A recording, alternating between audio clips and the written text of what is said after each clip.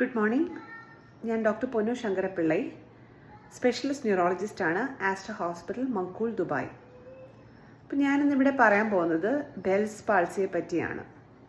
അപ്പം എന്താണ് bells palsy? നമ്മുടെ മുഖത്തിൻ്റെ ചലനങ്ങളെ നിയന്ത്രിക്കുന്ന ഒരു ഞരമ്പാണ് ഫേഷ്യൽ നെർവ് അല്ലെങ്കിൽ ഏഴാമത്തെ നെർവ്. അപ്പോൾ ഈ ഫേഷ്യൽ നെർവിന് വരുന്ന ഒരു താൽക്കാലിക ഇൻഫ്ലമേഷൻ അല്ലെങ്കിൽ നീർക്കെട്ട് കൊണ്ട് താൽക്കാലികമായിട്ട് വരുന്ന പാരാലിസിസ് ആണ് ബെൽസ് പാൾസി എന്ന് പറയുന്നത്. അപ്പോൾ ബെൽസ് പാൾസിയുടെ ലക്ഷണങ്ങൾ എന്തൊക്കെയാണ്?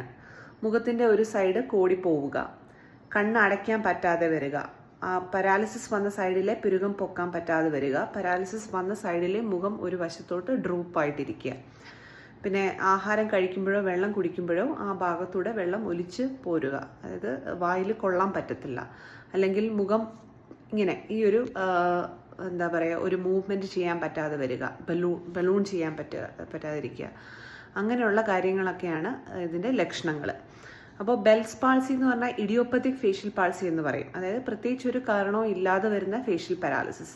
സാധാരണ കോൾഡ് എക്സ്പോഷർ, ഒരുപാട് വിൻ്റർ സീസൺ അല്ലെങ്കിൽ സമ്മർ സീസണിലോട്ട് വരുന്ന ആ ഒരു കാലാവസ്ഥ ചേഞ്ച്, പിന്നെ ചിലപ്പോൾ വൈറൽ ഇൻഫെക്ഷൻ കൊണ്ട് വരാം, അങ്ങനെ പല കാരണങ്ങളുണ്ട്. അപ്പോൾ പ്രത്യേകിച്ച് അപ്പാരൻ്റ് ആയിട്ടുള്ളൊരു കാരണം ഇല്ലെന്നുണ്ടെങ്കിൽ അതിനെയാണ് ബെൽസ് പാൾസി എന്ന് പറയുന്നത്. ചിലർക്ക് ചെവിയിൽ ഇൻഫെക്ഷൻ ഉണ്ടെങ്കിൽ നമുക്ക് മുഖത്തിന് പാരാലിസിസ് വരാം. അപ്പോൾ അത് ബെൽസ് പാൾസി എന്ന് പറയാൻ പറ്റത്തില്ല. ചെവിയുടെ ഇൻഫെക്ഷൻ സെക്കൻഡറി ആയിട്ട് ഇൻഫെക്ഷൻ വന്നത് കൊണ്ട് വരുന്ന ഫേഷ്യൽ പാരാലിസിസ്. കാരണം ഈ ഫേഷ്യൽ നെർവ് നമ്മുടെ തലച്ചോറ് വഴി ചെവിയുടെ കനാൽ വഴിയാണ് മുഖത്തെ മസിൽസിനെ കൺട്രോൾ ചെയ്യുന്നത്. അപ്പോൾ തലച്ചോറിലെ പോൺസ് എന്ന ഒരു ഭാഗത്തു നിന്നാണ് ഈ ഫേഷ്യൽ ഞരമ്പ് സ്റ്റാർട്ട് ചെയ്യുന്നത്. അപ്പോൾ പോൺസിൽ ചെറിയ സ്ട്രോക്ക് വന്നാലും മുഖത്തിന് കോട്ടം വരാം. അപ്പോൾ നമ്മളൊരാൾ കണ്ടിട്ട് അയാളുടെ ഹിസ്റ്ററിയും പിന്നെ എക്സാമിനേഷനും, ക്ലിനിക്കൽ എക്സാമിനേഷൻ നമ്മൾ പരിശോധിച്ച് നോക്കുമ്പോൾ നമുക്ക് ബെൽസ് പാൾസി ആണോ സ്ട്രോക്ക് ആണോ എന്നുള്ളത് നമുക്ക് ഒരുവിധം മനസ്സിലാവാം.